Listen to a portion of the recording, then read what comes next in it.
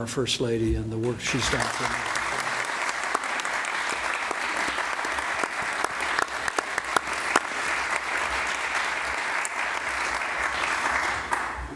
Mr. President, since the moment that we asked the American people to step up, to take efforts to slow the spread, and we, in that 15 days that would become 45 days, we encouraged people to refrain from attending school, if possible, to engage in school from home whenever it was possible.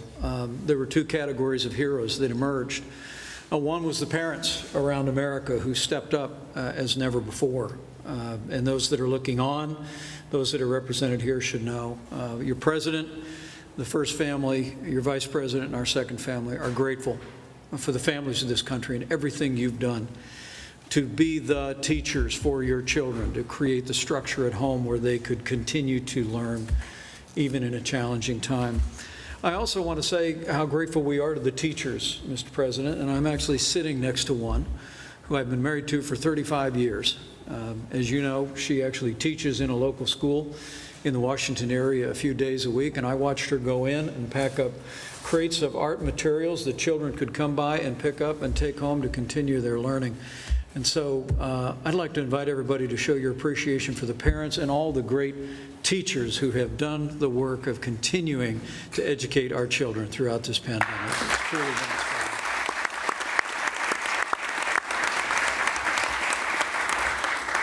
And, Mr. President, the American people deserve to know that while we are seeing rising cases across the Sun Belt, at your direction, we're ensuring that states have the resources, the support, the supplies, and personnel that are actually arriving as we speak in states like Texas and Florida and elsewhere to relieve healthcare workers. And to your point, I hope the American people appreciate the point that you made yesterday on the national stage and did so again today, that because of what our healthcare workers have done, because of the innovation and the medicines that we've been able to make available, literally we have seen fatalities decline by 90% from some of the worst moments of this pandemic.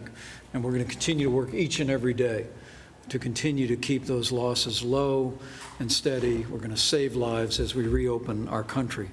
Today, Mr. President, as you know, we spoke to the nation's governor on the topic of this summit. We reflected on the fact, as now 47 governors and the governors of 2 territories have announced plans to reopen schools across America, that it's important to do so for a variety of reasons. The First Lady just spoke of this. We ought to well be concerned about children falling behind academically, and there's no substitute for in-classroom learning, for in-person learning, and that's been much discussed at the summit today. But as the American Academy of Pediatrics, so well represented here today, recently reflected, there are social costs, emotional costs, and even physical costs to our children across this country that we spoke of the governors today. It's important that we reopen our schools, as you've directed, for the academic and the intellectual development of our children, but it's also vitally important that we remember, as Dr. McCants-Katz told the governors today, that 7 million American children suffer from either mental illness or emotional disturbance, and they principally receive the care from health and mental services at their school. And so making sure that we're meeting the mental and emotional needs of our children, as well as making advances academically, is what brings us here today. The last thing I'll say to all those gathered here, Mr. President, is from early on you have directed our task force and the CDC to equip families and schools and states with the resources to operate. It was as early as March 12th that CDC issued its first guidance for strategies for school and child care services.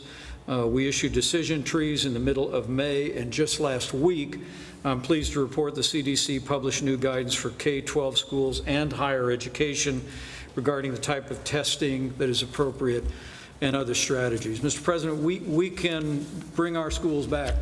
And next week, The CDC is going to issue 5 new documents, how to prepare communities to return safely, decision-making tools for parents and caregivers, symptom screening, cloth face coverings in school settings, guidance, and the rest. We're going to continue to flow these resources and this guidance, but as Dr. Redfield told all the nation's governors today, and I want to acknowledge Governor Parsons' leadership and his presence here today, we're truly grateful, is that what you've instructed our task force to do and the CDC to do in this moment is to say to states around the country and to local communities, we're here to help. The CDC has issued guidance, but that guidance is meant to supplement and not replace state, local, territorial, or tribal guidance. In a word, Mr. President, you've made it clear to us, we don't want to be the reason any school doesn't reopen. And so our word to the parents that are looking on, to teachers that are looking on, administrators, leaders in your community, is that we are ready to work with the leaders in your school system and in your state to find a safe and responsible way to reopen your schools. That's our commitment. Mr. President, we're continuing to move out on that, on the belief that to open up America again, we've got to open up America's schools. And the American people are taking important steps every day, including this summit today, to do just that. And I'm truly grateful for all of those represented here for being a part of this important work.